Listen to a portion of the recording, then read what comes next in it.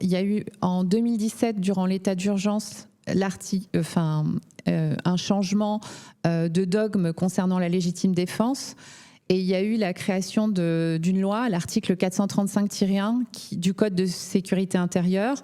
De 2017 à fin 2024, il y a eu 134 morts par la police, dont 35 pour refus d'obtempérer. Donc il faut savoir que l'élargissement des conditions de tir a provoqué cette succession de morts pour refus dit d'obtempérer, mais a également octroyé à la police plus de possibilités de tir. Et cet article de loi est comme une forme de bouclier. Et c'est vrai qu'il y a quelques semaines à peine, le 9 octobre, Robert Badinter rentrait au Panthéon. Il rentrait au Panthéon parce qu'il a aboli la peine de mort. Sauf que cette loi, en 2017, a restitué cette peine de mort, puisqu'aujourd'hui, mon neveu a été abattu par la police parce qu'il a refusé un contrôle qui démarrait sur sa voiture à l'arrêt et qu'il a enclenché une marche arrière. Vous avez tous vu en direct la mort de Naël et des 33 autres victimes. Ils sont tous noirs, arabes ou gitans, racisés, hommes pour la plupart. Il y a eu 2 cas de femmes, dont Rayana. C'est souvent des dommages dits collatéraux.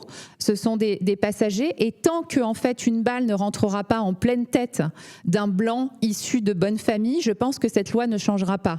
Et aujourd'hui, cette hypocrisie sur le fait de faire de chacun de ces victimes, en fait, un espèce de fait divers en inventant une narration, ce qui a été le cas de mon neveu. On a parlé d'un forcené qui fonçait sur la police alors que sa voiture était en marche arrière, qu'il avait un casier judiciaire alors qu'il ne l'a pas. C'est systématique dans toutes ces affaires. Mais parce que ça concerne toujours la même typologie de personnes. Si demain, ça touchait une autre catégorie, à ce moment-là, les gens s'en alarmeraient beaucoup plus. Alors justement... Et d'ailleurs,